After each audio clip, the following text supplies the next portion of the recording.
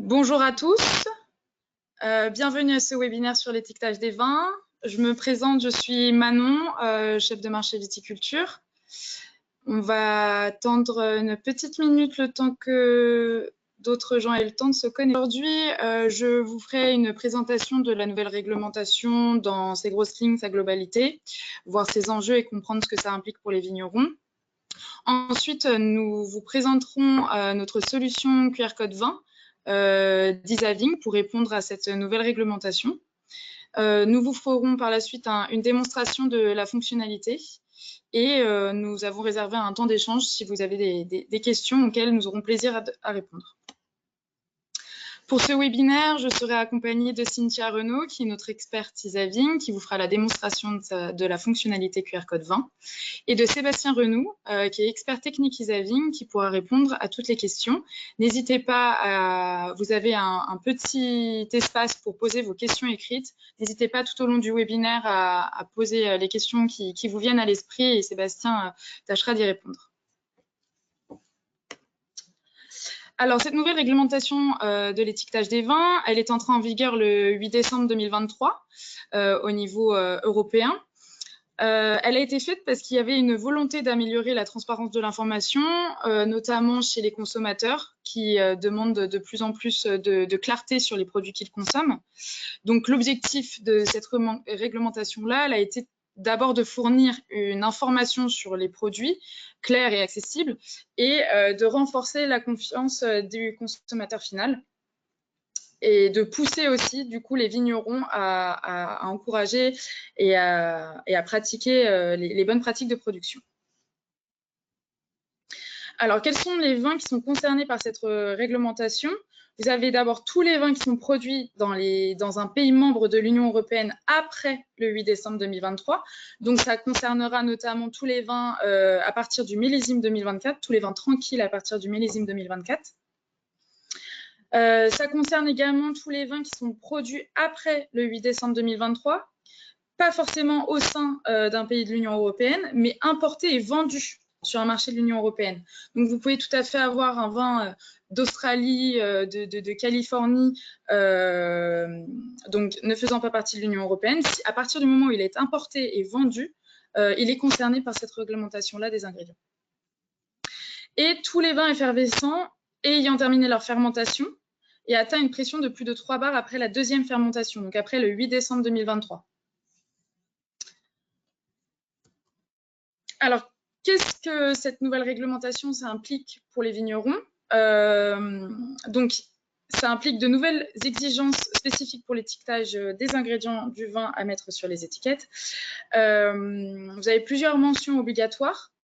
Tous les ingrédients qui composent plus de 2% du produit fini devront apparaître dans l'ordre d'importance de sa contenance dans le produit fini. Et ceux composant moins de 2% doivent aussi figurer dans la liste, mais dans un ordre différent, peu importe. Vous devez également faire apparaître les valeurs nutritionnelles et énergétiques, les quantités de nutriments, donc matières grasses, acides gras saturés, glucides, protéines, sucre, sel, en valeur moyenne pour 100 ml. Donc, c'est typiquement les tableaux que vous pouvez voir sur toutes les denrées alimentaires qu'il faudra désormais faire apparaître pour le vin. Les allergènes qui doivent aussi être mis en gras pour être bien identifiés, et les additifs définis par leur catégorie fonctionnelle, suivis de leur nom spécifique ou de leur numéro E. Il y a quelques cas spécifiques par rapport à ça, qui sont les gaz d'emballage qui ne sont pas mentionnés obligatoirement. Par contre, vous devez indiquer sur l'étiquette mise en bouteille sous atmosphère protectrice. Les tanins d'élevage n'ont pas besoin de mention. Et les régulateurs d'acidité et stabilisants peuvent être mentionnés, comme l'exemple que je vous ai écrit là, contient et ou. Alors, quelles sont les possibilités pour afficher ces éléments sur l'étiquette de vos vins? Puisqu'on est bien conscient que afficher tout ça peut prendre beaucoup de place sur l'étiquette. Donc, les ingrédients et valeurs nutritionnelles doivent être clairement indiqués et de façon lisible. Et du coup, en fait, vous avez aussi la solution de la dématérialisation accessible grâce à un QR code que vous pouvez apposer sur votre étiquette. Il y a quelques règles à respecter pour ce QR code et surtout les pages web rattachées, accessibles quand vous scannez le QR code. Alors, ces QR codes ne peuvent pas diriger sur les consommateurs vers une page web qui contient des informations commerciales ou marketing. L'idée ici n'est pas d'influencer le comportement ou la décision d'achat du consommateur final. Il doit pouvoir prendre sa décision par lui-même. Donc, c'est vraiment une page web factuelle. Il doit être lisible sur smartphone ou tablette ou tout matériel capable de lire un QR code. Et certains pays imposent de traduire les pages dans leur langue d'origine, d'autres non. Mais nous, on vous recommande fortement de traduire les pages web automatiquement dans la langue maternelle du pays où vous exportez le vin, sachant que si vous avez des pages web en français et que vous exportez dans un pays comme, je sais pas moi, la Bulgarie ou l'Angleterre, ce serait dommage que les gens ne puissent pas comprendre les informations que vous avez indiquées. Je vous ai mis quelques exemples de ce à quoi ça peut ressembler. Donc, j'ai repris l'exemple donné par la DGCCRF, où vous voyez clairement deux possibilités, c'est-à-dire indiquer la liste des ingrédients, la déclaration nutritionnelle directement sur votre étiquette ou via une solution dématérialisée comme le QR code, qui doit ressembler à l'exemple au milieu où on indique clairement que le QR code indique les informations d'ingrédients et de nutrition, ça c'est une mention obligatoire. Et dans tous les cas, les valeurs nutritionnelles et énergétiques doivent être quand même indiquées directement sur l'étiquette. Donc vous pouvez voir ici que sous les QR codes, ça a été indiqué comme tel. Vous avez aussi un exemple de page web de ce à quoi ça peut ressembler quand le consommateur va scanner le QR code, avec la liste des ingrédients et les valeurs nutritionnelles qui sont affichées de façon dématérialisée. Pour vous aider à répondre à cette nouvelle réglementation, pour tous nos clients Isaving, nous avons développé une fonctionnalité qui s'appelle QR Code 20, qui est une fonctionnalité directement intégrée à votre logiciel de gestion commerciale Isaving et surtout qui est sans surcoût, qui sera accessible et disponible pour tous les niveaux d'Isaving, y compris Isaving Live. Cette solution aujourd'hui, elle permet de respecter les exigences légales sans encombrer vos étiquettes, comme ce que je vous ai exposé juste avant. Elle permet de rendre la traçabilité de vos vins plus claire pour le consommateur final et de gagner du temps surtout sur la création de ces fiches ingrédients de vos vins puisqu'elles sont directement rattachées aux informations de votre logiciel commercial. Je vais maintenant passer la main à notre experte Cynthia qui va vous faire une petite démonstration en direct de cette solution pour que vous voyez à peu près à quoi ça ressemble concrètement. Alors, j'arrête le partage. Je vais prendre la main. Bonjour à tous, j'espère que vous m'entendez bien. Et je vais partager mon écran. Est-ce que vous le voyez? Oui, c'est bon. Okay. Alors, donc, je vais vous présenter les fonctionnalités qui ont été développées, comme Manon le disait, pour respecter la réglementation sur l'affichage des ingrédients. Alors, pour ça, donc, dans le logiciel, on va se rendre dans Article, Article. Et donc là, on retrouve la saisie que vous connaissez. On va se rendre dans notre liste d'articles, on va en choisir un. Et donc, pour tous les articles qui appartiennent à une famille de vins, on va avoir un onglet supplémentaire qui est l'onglet ingrédients. Donc, si je me rends dessus, j'ai un bouton accéder au paramétrage des ingrédients, valeurs nutritionnelles. Et donc là, un onglet donc, qui s'est ouvert. On a la possibilité de définir la liste des ingrédients par lot, si vous gérez vos lots. Et donc là, vous pouvez choisir le lot souhaité. Une fois que vous avez choisi votre lot, vous allez pouvoir ajouter des ingrédients donc dans le tableau en dessous avec le petit plus. Donc là, il suffit de sélectionner en cochant les ingrédients qui sont concernés. Donc là, je vais prendre un petit peu plusieurs choses. je fais OK et mes ingrédients sont bien affichés. Donc, on a vu que l'ordre était important pour tous les ingrédients qui sont présents à plus de 2% dans le vin. Donc, si besoin, vous pouvez déplacer les ingrédients pour qu'ils soient bien classés dans votre liste. Donc, vous pouvez ensuite compléter. Donc là, je vais ajouter des informations. Par exemple,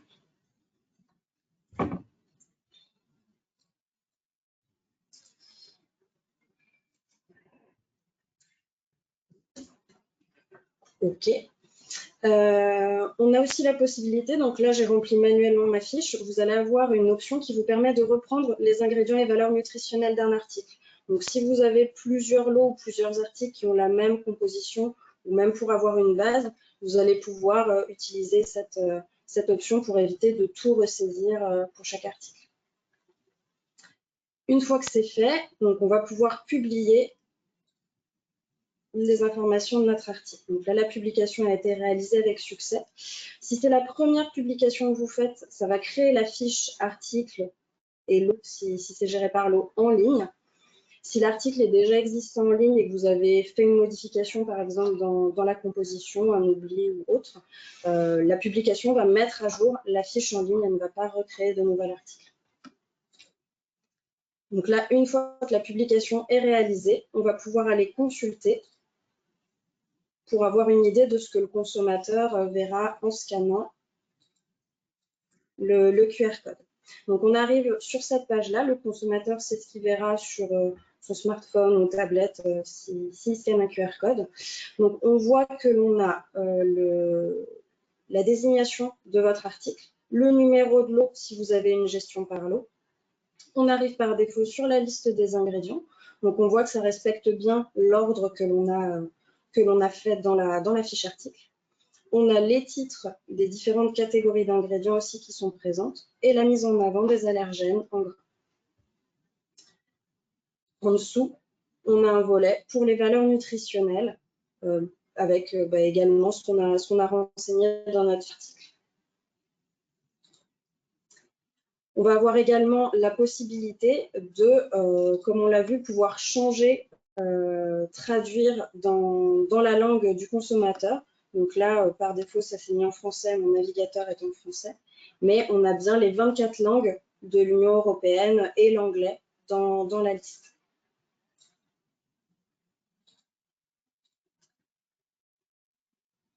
Donc voilà pour cette partie-là.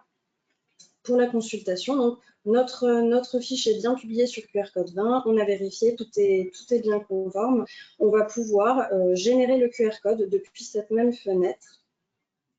Donc là, si je clique ici, je vais pouvoir aller choisir un dossier sur mon ordinateur. Donc là, par défaut, mon dossier est bien celui que je voulais sur mon bureau. Je sélectionne mon dossier et ça va me créer le QR code sur mon poste. Donc là, si je vérifie, j'ai bien mon QR code qui s'est créé. Il porte le nom de mon article et le numéro de lot. Là, on voit que j'en ai deux, que j'avais fait un test. Et du coup, ce QR code est bien fonctionnel et vous allez pouvoir l'imprimer, l'envoyer à votre imprimeur, voilà, pour la poser sur vos bouteilles. Et il est au format JPEG. Donc voilà pour la fonctionnalité. Une autre évolution également que je souhaitais vous montrer, donc en accord avec les douanes, le numéro de lot est présent sur les lignes de facture et doit être repris sur les titres de mouvement. Donc, je vais vous montrer ça. Donc, je me suis rendue dans Vente facture. Je vais aller sur une facture. Donc là, j'ai mon article facturé. J'ai bien renseigné un numéro de lot sur ma facture et j'ai un titre de mouvement de renseigner. Si je me rends donc sur le titre de mouvement, j'ai fait un clic droit dans l'entête expédition DAA-DSA. Donc là, je suis sur mon titre de mouvement. Quand je vais dans le détail des lignes, dans description commerciale, j'ai maintenant le numéro de lot qui est ajouté à ma ligne. Et si je clique pour avoir les informations complémentaires, je l'ai également ici. Si jamais je ne l'avais pas renseigné sur ma facture, je pourrais venir le renseigner directement sur mon titre de mouvement. Et s'il n'y a pas de lot présent sur la facture, mais qu'on a un contrat d'achat avec le titre de mouvement, ce dernier sera renseigné également dans la description commerciale. Voilà pour la démonstration des nouvelles fonctionnalités. Je vais rendre la main à Manon. Merci beaucoup, Cynthia. Encore une fois, n'hésitez pas, si vous avez des questions, on va y répondre le plus possible. On n'aura pas forcément le temps de répondre à toutes les questions, mais de toute façon, on va continuer à communiquer dessus très régulièrement. On va vous partager aussi le lien de la page informative que nous avons publiée sur Internet pour que vous puissiez comprendre vraiment tous les détails de cette fonctionnalité si jamais vous avez quelque chose que vous n'avez pas compris. Alors, au niveau des questions, la fonction se trouve-t-elle dans la version actuelle? Ce fonctionnel, en fait, il sera disponible dans la prochaine version en septembre, lors de la prochaine mise à jour en fait, de votre logiciel. Elle apparaîtra directement dans votre logiciel de gestion commerciale. Excusez-moi, je vais intervenir, Manon. Donc, la question, Oui. c'est, faut-il garder la mention sulfite dans toutes les langues? C'est un allergène, en fait. Donc, les sulfites, hein, c'est un allergène qui doit être affiché directement, bien sûr, sur la bouteille. Mais cet allergène, effectivement, sera également affiché sur la page web dématérialisée que vous pouvez donc réaliser avec Isavigne. Et donc traduit dans toutes les langues qui sont proposées. Donc, les langues proposées par la solution QR Code 20 d'Isavigne, c'est donc les 24 langues de l'Union européenne, plus l'anglais pour l'ensemble du monde.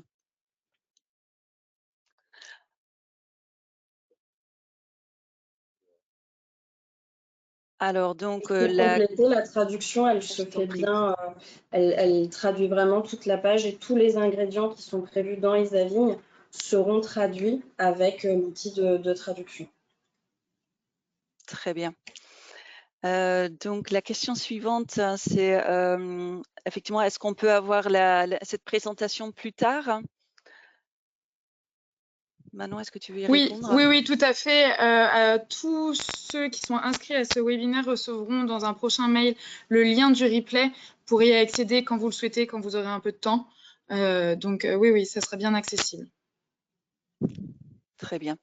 Et puis, on va également pousser l'URL dans le chat.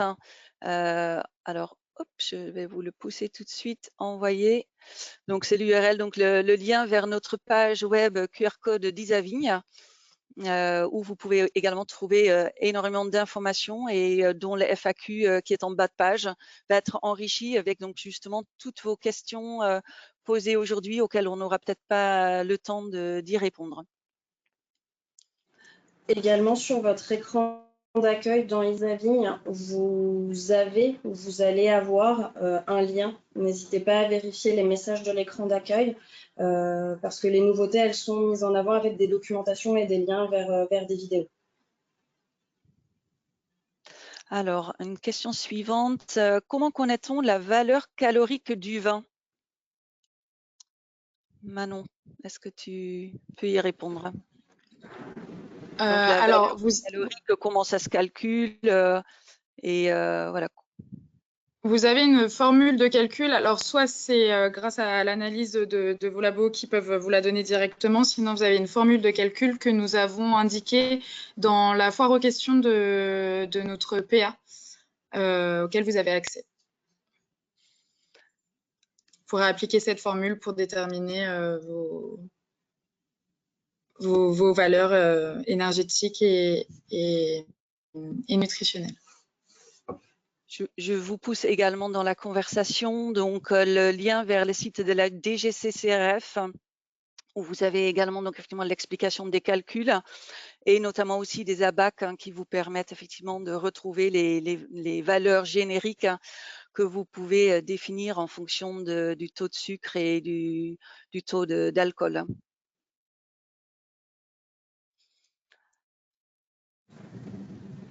Alors, donc bon, il y a beaucoup de questions sur effectivement à partir de quelle version. Donc effectivement, la solution QR Code 20 va être accessible pour les clients d'Isavigne.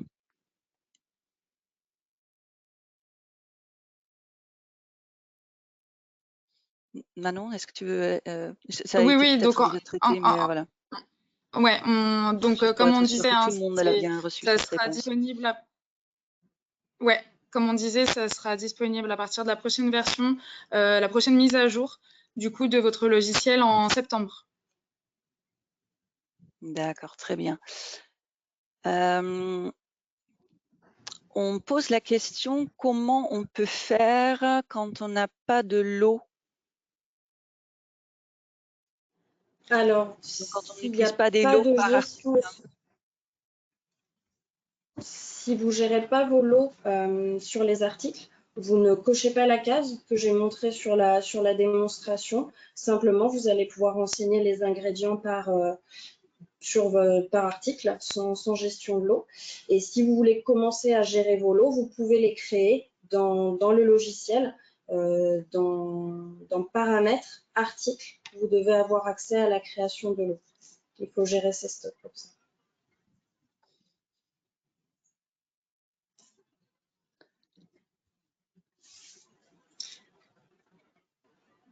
Est-ce qu'il y a d'autres questions? Alors, oui, encore d'autres questions. Il y a beaucoup de questions qui arrivent. Donc,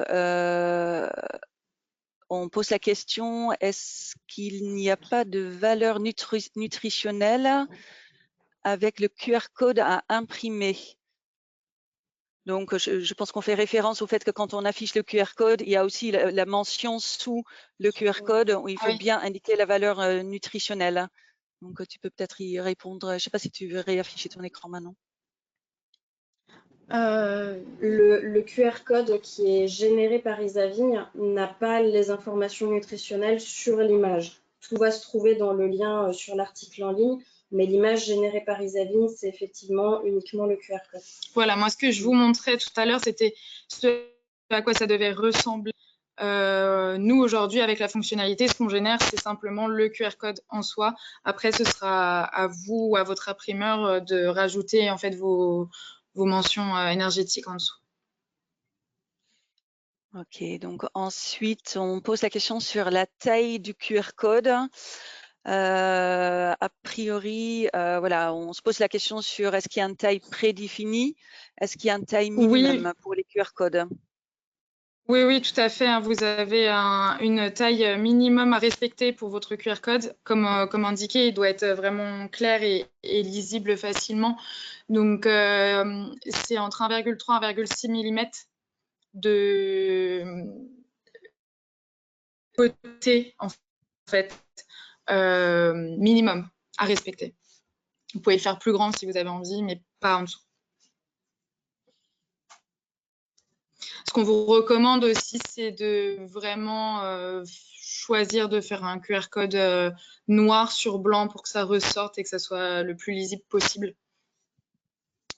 Nous, on propose pas de personnalisation de couleur parce que justement, on recommande de le faire vraiment noir sur blanc, ce qui est le plus simple. Et surtout, ce qui limitera les coûts d'impression de vos contre-étiquettes ou étiquettes.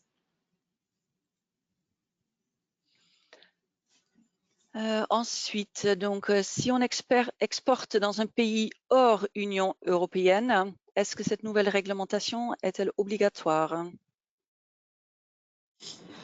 Alors, normalement, oui, puisqu'elle concerne tous les vins produits au sein de l'Union européenne. Donc, à partir du moment où vous produisez un vin en France, par exemple, vous devez respecter cette réglementation, même si vous exportez à l'étranger, hors Union européenne, je précise. Après, effectivement, ça dépend aussi, bien sûr, de la réglementation locale du pays vers lequel vous exportez. Oui. Et bien sûr, il faut toujours se renseigner, bien sûr, auprès du pays exportateur, disons importateur du coup, pour bien savoir quelle réglementation on doit respecter pour pouvoir exporter vers ce pays-là. Donc après, tout dépend du pays concerné.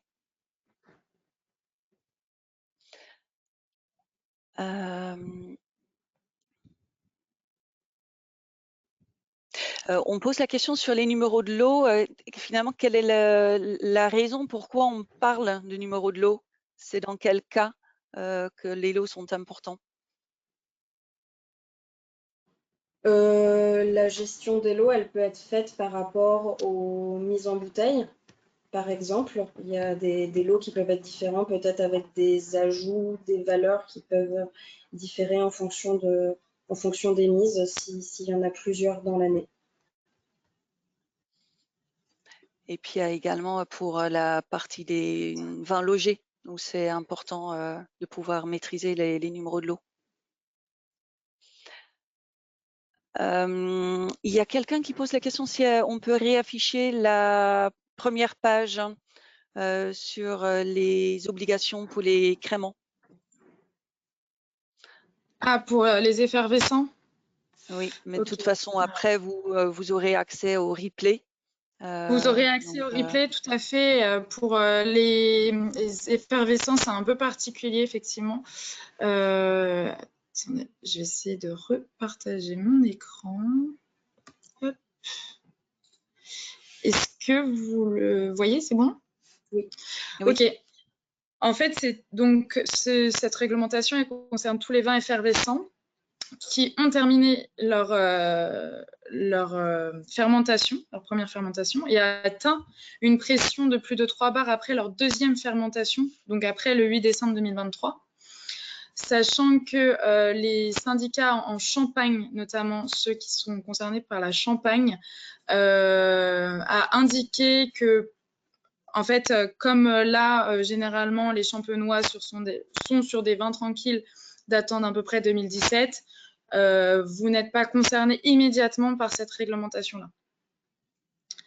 En revanche, pour tous les vins effervescents qui ont été qui n'ont pas utilisé la méthode champenoise ou gazifiés directement après le 8 décembre 2023 sont concernés à partir de cette année.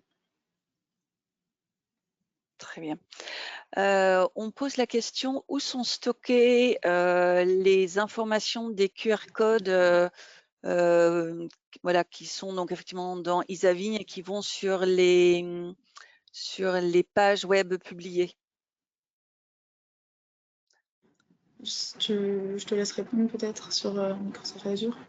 Au niveau du stockage, c'est sur nos serveurs. C'est totalement sécurisé et il n'y a pas de collecte de données au niveau de la navigation des consommateurs. Mais effectivement, il y a un stockage en base de données quand vous allez enregistrer vos informations et la publication, elle enregistre aussi les données sur nos serveurs sécurisés. Merci. Donc, il y avait une question sur le calcul automatique des valeurs nutritionnelles. Donc, est-ce que le logiciel les calcule automatiquement?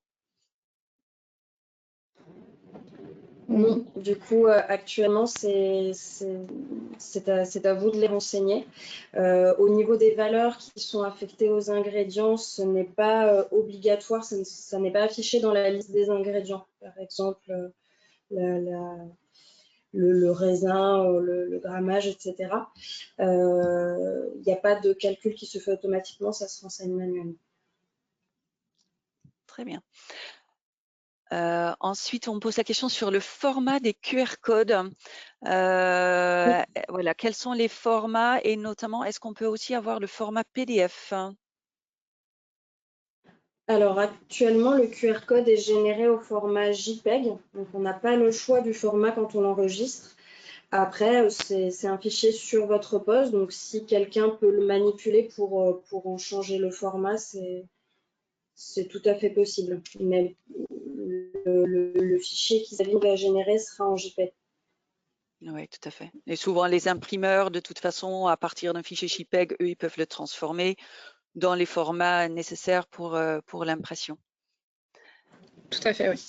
Alors donc, quel est le coût de cette fonctionnalité, un QR code 20? Cette fonctionnalité est totalement gratuite pour ceux qui ont Isavigne. Donc, n'importe quel niveau d'Isaving, y compris Isaving Live, comme je le disais, cette fonctionnalité est ajoutée sans surcoût. Donc, elle est gratuite.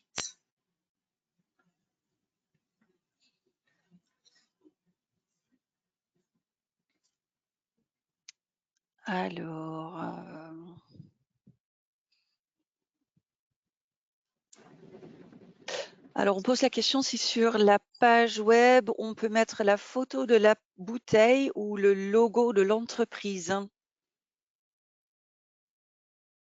Non. Non, pour l'instant, effectivement, il y a la même image sur toutes les fiches. Celle qu'on a vue sur mon partage sera l'image définitive. Et pour rappel, les fiches, elles ne doivent pas comporter d'éléments promotionnels Au marketing. C'est ça, au marketing sur la page. Alors,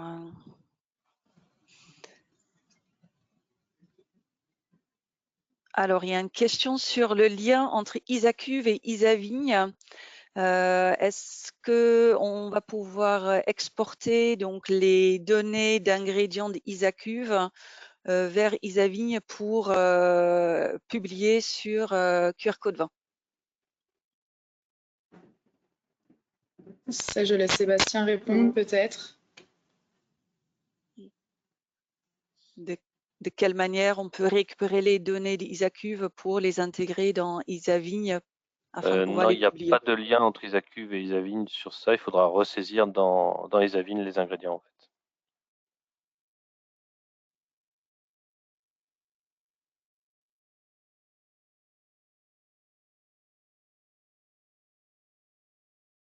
Une question à nouveau sur la partie traduction. On pose la question si la traduction est bien automatique. Donc, est-ce que le client consommateur qui scanne un QR code et qui arrive sur la page web avec les ingrédients, voilà, est-ce que c'est facile d'accéder à sa langue native? Oui. Oui, tout à fait. En fait, comme Cynthia vous l'a montré pendant la démonstration, une fois que le client arrive sur la page web, il y a un petit bouton en bas à droite qui permet de choisir sa langue. Donc, par défaut, c'est le français, mais vous avez les 24 langues de l'Union européenne disponibles, y compris l'anglais pour l'international. Donc, le consommateur pourra choisir en bas la langue à laquelle il souhaite voir apparaître la page web. Automatiquement. La page va aussi détecter la langue du navigateur et donc du coup si le consommateur se trouve dans un des pays qui sont traductibles, elle va s'ouvrir par défaut sur sa langue, la langue de son navigateur, ou sur l'anglais si c'est un pays qui ne fait pas partie des langues traduites. Ok. On a une question sur est-il possible de générer qu'un seul QR code pour l'ensemble des vins d'un domaine? Pour l'ensemble des vins d'un domaine? Alors non, ce n'est pas possible puisqu'il faut un QR code par cuvée, par lot de vin. Donc vous ne pouvez pas générer un QR code pour l'ensemble de vos vins du domaine. Il en faut un dédié pour chacun de vos vins.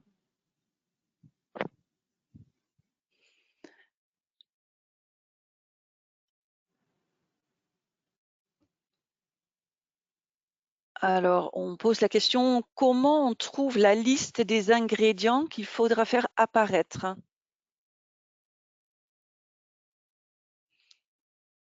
Alors, les ingrédients, c'est vous qui les choisissez en fonction de ceux que vous avez utilisés pendant la production de votre vin.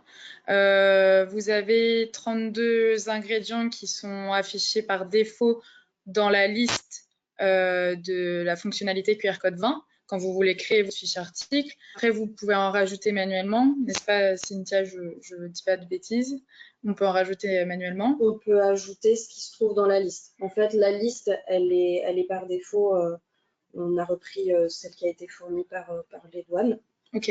Et donc cette liste, elle est fermée, mais vous pouvez rajouter, si jamais vous avez oublié des choses, vous pouvez rajouter et compléter votre fiche sur QR code 20.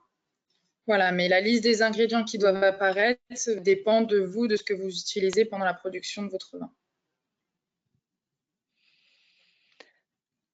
Alors, le numéro de lot, est-ce que c'est une mention obligatoire sur les factures? Sébastien? En fait, le numéro de lot, non, il n'est pas obligatoire sur les factures. Le numéro de lot, en fait, c'est une facilité qu'on vous propose pour avoir plusieurs ingrédients et valeurs nutritionnelles pour un même article selon les mises en bouteille qui auraient pu être différentes. Mais après, si vous préférez, vous pouvez toujours mettre les ingrédients et valeurs nutritionnelles à chaque article et ne pas gérer les lots. En fait, les lots n'est pas une obligation, c'est une information supplémentaire quand on a des ingrédients et valeurs nutritionnelles différentes pour un même article.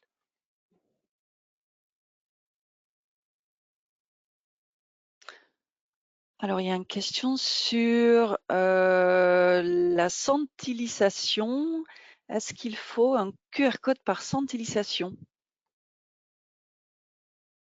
Là, c'est le même principe. En fait, si vous avez des ingrédients différents entre le magnum et la bouteille, il faudra bien le préciser et donc avoir 2 QR codes différents. Sinon, après, nous, on a la possibilité de dupliquer, donc on va quand même générer un QR code, mais on peut dupliquer les ingrédients et valeurs nutritionnelles d'un article sur un autre.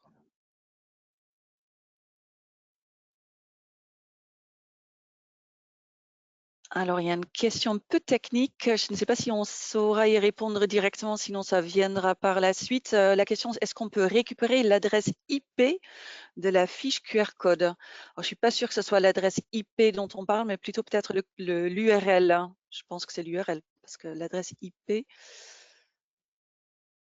Cynthia, je ne sais pas si tu as la réponse à cette question un peu technique. Alors, récupérer, du coup, comme ça ouvre une URL effectivement sur un navigateur, cette URL, elle peut être effectivement copiée-collée. Voilà, je sais pas si ça répond bien à la question. On se renseignera sur l'histoire de l'adresse IP. Je me pose la question s'il n'y a pas effectivement un mix entre IP et URL.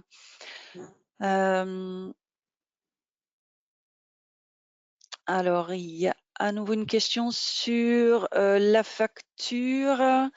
Est-ce qu'il y a besoin de mentionner quelque chose sur la facture par rapport aux ingrédients du vin?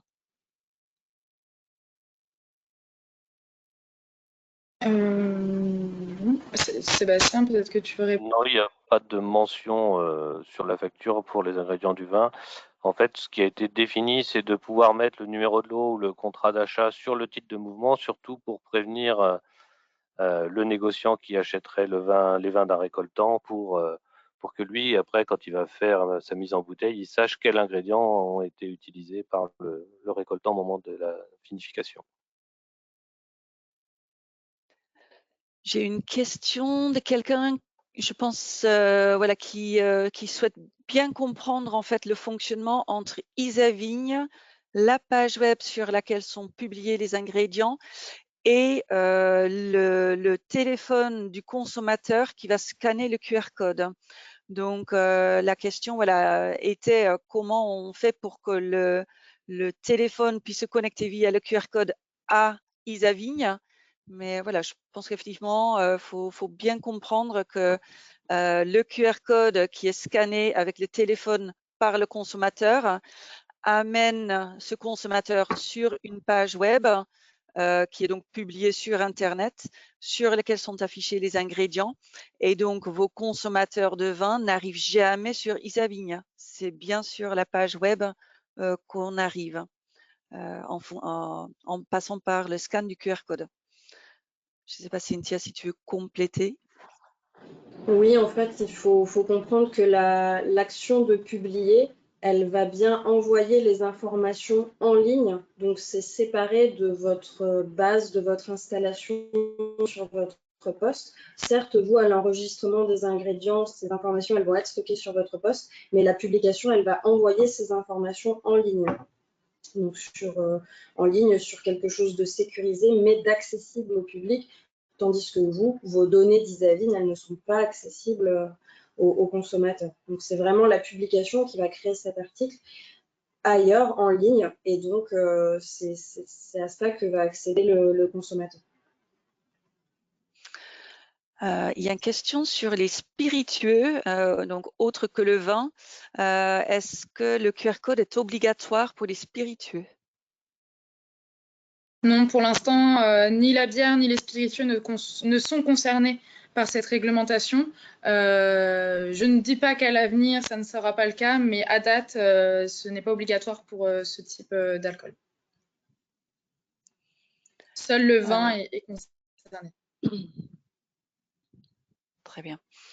Il y a une question sur le recyclage qui est déjà obligatoire pour l'Italie. Est-ce qu'il y a possibilité d'indiquer sur la page QR code 20 la mention du recyclage pour l'Italie? Actuellement, on n'a pas cette fonctionnalité. On a vraiment les informations d'ingrédients et de nutritionnels, et pas de mention par rapport au recyclage.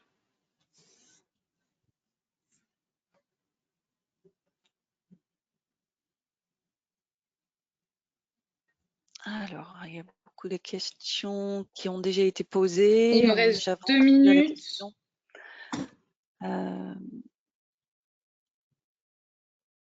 Vas-y. Vous avez une question là sur la durée d'hébergement des pages QR code. Donc ça, elles seront hébergées. On va poser une question tous les 10 ans pour savoir si on a encore besoin d'héberger la page pour ces vins-là.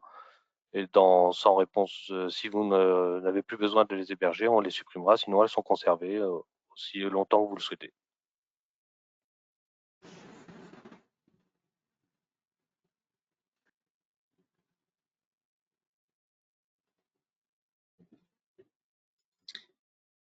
Ensuite, donc effectivement, on a parlé tout à l'heure déjà de l'URL, donc le lien du site internet, donc de quelle façon on peut l'obtenir.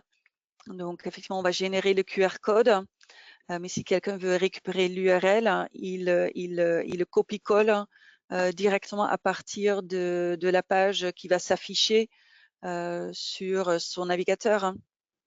Cynthia, si tu veux repréciser. En fait, à partir dès l'instant que la publication d'un article est faite, vous avez la possibilité de consulter via le bouton consulter, donc depuis votre PC à vous. Ça va ouvrir la page internet avec la fiche, et vous pourrez la consulter, et de même avec le QR code de n'importe quel appareil connecté à internet, vous allez pouvoir aussi scanner et ouvrir la page. Et de ce fait accéder à l'URL de chaque article. Il y a une question donc effectivement qui est toujours liée avec l'hébergement, c'est notamment sur la durée de l'hébergement des pages. Qu'est-ce qu'on propose en termes de durée d'hébergement des pages? Combien de temps les pages restent publiées? Alors c'est ce que Sébastien disait juste avant, je crois. L'hébergement, il va être en continu, et au bout de 10 ans, vous allez avoir la question de si vous avez besoin de conserver ces pages-là. Si c'est le cas, elles restent hébergées sans autre action, et si ce sont des articles qui n'ont plus besoin d'être publiés, elles pourront être supprimées. Sébastien, une question pour toi sur la DAE. Est-ce que le numéro de lot est obligatoire sur la DAE? Donc en fait, il est fortement conseillé, notamment justement dans le cas que je disais tout à l'heure, d'un négociant qui a besoin de récupérer les ingrédients et valeurs nutritionnelles. Mais après, il n'est pas obligatoire. Après, si le numéro de lot n'est pas renseigné, on renseigne aussi le contrat d'achat s'il y en a un. Et sinon, après, il retrouvera les informations par rapport au numéro de document pour vous les redemander en fait directement. C'est un moyen pour lui de retrouver les ingrédients en vous les demandant, en étant plus précis sur les articles qu'il a récupérés. Manon, il y a une question pour se rassurer. Est-ce qu'effectivement, en termes de nombre de références pour lesquelles on peut publier ces pages d'ingrédients, est-ce qu'il y a une limite ou est-ce qu'on peut y aller si on a 10 ou 40 références par an? Voilà, est-ce qu'il y a des surcoûts à prévoir? Non, non, non, non, pas de limite. Vous pouvez générer les pages web dont vous avez besoin pour l'ensemble de votre QA. Et si vous en avez 40 ou 50, eh ben, vous pourrez le faire et toujours sans surcoût. Très bien. Cynthia, il y a une question sur les QR codes. Tout à l'heure, on parlait de taille minimum. Là, on parle aussi de taille donc plus grand. Voilà, est-ce qu'on peut agrandir les QR codes pour que voilà, ça puisse être bien imprimable? Alors, de base, le logiciel ne le fera pas. Isavigne va générer toujours les QR codes dans le même format. Si je ne dis pas de bêtises, ils font 82 pixels, donc c'est un QR code carré, soit 2,1 cm. Et après, de la même façon, vous pouvez transmettre le QR code à votre imprimeur ou l'éditer si vous avez l'outil. L'édition pour l'agrandir est possible. Mais ce sera en dehors d'Isavigne. Sébastien, il y a encore une question sur les sulfites. Est-ce que donc effectivement on doit imprimer sur les contre-étiquettes la mention des sulfites dans les différentes langues des pays? Est-ce que demain, avec l'arrivée donc des QR codes, est-ce qu'on peut les retirer cette mention des sulfites? Non, les allergènes doivent toujours rester sur l'étiquette visible directement sans avoir besoin de flasher ce QR code là qui donne les informations supplémentaires, mais on doit les retrouver aussi dans la page supplémentaire ouverte par le QR code. Je pense que tu as déjà répondu, Cynthia, mais je me permets de te reposer la question pour bien rassurer les personnes qui se posent la question. Vous avez parlé d'une liste par défaut d'ingrédients, mais est-ce qu'on peut bien ajouter des ingrédients supplémentaires? Alors non, il n'y a pas d'option pour ajouter des ingrédients actuellement. Si d'autres ingrédients sont nécessaires ou transmis par les autorités compétentes, ça pourra faire l'objet d'évolutions dans le logiciel, mais manuellement, on ne peut pas ajouter d'ingrédients. Autres que ceux qui sont déjà présents et qui nous ont été transmis. Alors, il y a une question sur la réactualisation des articles.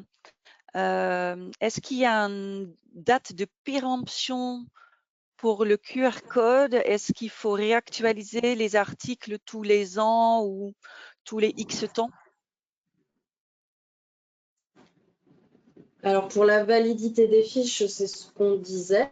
Elles seront hébergées, conservées et on posera la question au bout de 10 ans pour vérifier s'il y a toujours besoin de les garder en ligne. Après, si vous avez un même article et que sa composition change au fil des années, il faudrait créer de nouveaux articles pour qu'il y ait bien des fiches et des QR codes en circulation avec les bons ingrédients pour les bons produits. Parce que si vous gardez le même article et que vous mettez à jour les ingrédients sur un même article d'une année à l'autre, que vous publiez ces modifications, ça va mettre à jour la fiche existante. Et donc, le consommateur qui aura acheté le millésime précédent, par exemple, et qui scannera sa bouteille l'année ou quelques années plus tard, il aura la fiche qui a été actualisée. Donc, c'est pour ça que c'est important de bien, si les ingrédients ou les valeurs varient au fil des millésimes, de bien avoir un article. Un QR code dédié à chaque cuvée. Alors, il y a une question sur quand on a déjà publié donc les ingrédients sur une page web et qu'on a généré son QR code, on a apposé ce QR code sur une étiquette. Est-ce que si jamais on a une modification à faire sur les ingrédients sur Isavigne, est-ce que ça génère donc automatiquement la modification sur la page web? Et donc, est-ce que le client consommateur qui scanne le QR code, est-ce qu'il arrive donc bien sur la bonne liste des ingrédients? Oui, si c'est bien le même article, le QR code ne bouge pas, mais si vous faites une modification sur la fiche article, la page est bien à jour. Mais le QR code, lui, il est toujours relié à votre article sur Isavigne, article et ou lot. Donc, il n'y a pas besoin de réimprimer de QR code après une modification. Et si vous faites une modification, il faut bien publier pour mettre à jour la fiche sur le site. On pose la question sur la mention ingrédients et nutrition qu'il faut poser, apposer au-dessus du QR code.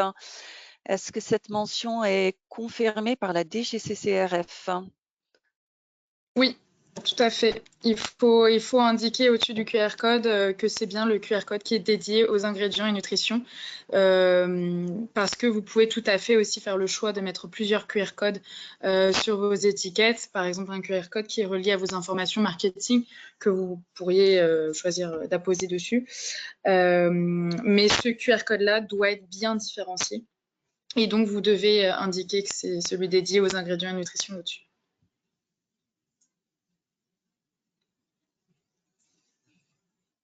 Par contre, effectivement, quand on n'a pas, par exemple, si on affiche quelque chose directement sur l'étiquette, on peut retirer la mention, par exemple, nutrition. Si effectivement c'est déjà directement apposé sur l'étiquette, on peut garder que ingrédients au-dessus du QR code et ne pas mentionner les valeurs nutritionnelles parce que du coup, ils sont déjà directement sur l'étiquette.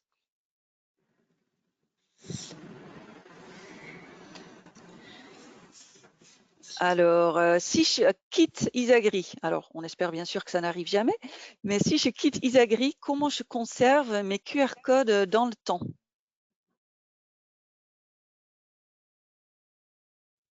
Alors du coup, s'il y a ça n'impacte pas l'hébergement des fiches. En revanche, du coup, vous recevrez comme les clients Isagri un contact probablement par mail pour vérifier si les fiches ont besoin d'être conservées, hébergées sur le site. Et la résiliation ne supprimera pas les fiches sur QR code.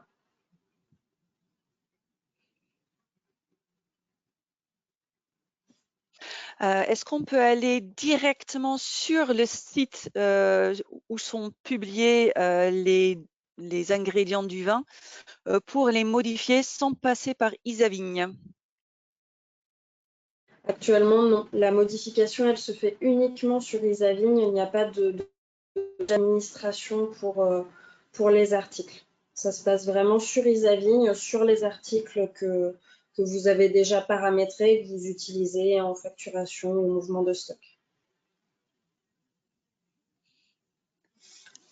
Très bien. Il est 10h55, Ouais. je suis désolée, on va avoir deux questions et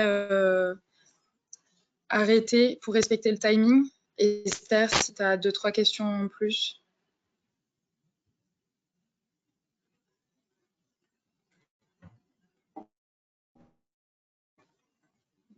Alors, il y a encore beaucoup de questions, mais je propose effectivement qu'on va les traiter séparément et qu'on enrichit donc effectivement notre site internet où vous trouvez déjà donc effectivement une partie questions-réponses en bas de page. Donc, le site internet pour lequel on a poussé le lien dans le chat et donc que vous pouvez consulter à tout moment. Voilà, qui vous donnera tous les détails que nous avons mentionnés lors de cette présentation. Et comme je vous disais tout à l'heure, on va continuer à communiquer continuellement. Donc vous aurez pas mal de réponses aux questions qui sont posées dont on n'aura pas eu le temps de répondre là tout de suite. Une dernière, Esther? Ah, alors, il y a beaucoup de questions maintenant qui se répètent.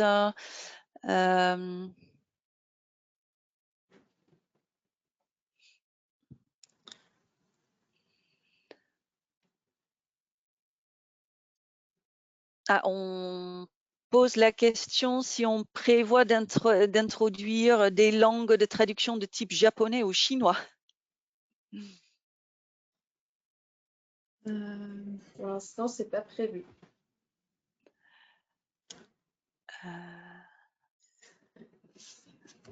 Merci à tous d'avoir participé à ce webinaire. Je vous rappelle du coup que vous pourrez revoir le replay que vous allez recevoir dans quelques jours via un email et au plaisir de vous revoir lors d'un prochain webinaire. Merci, bonne journée à vous. Merci, bonne journée.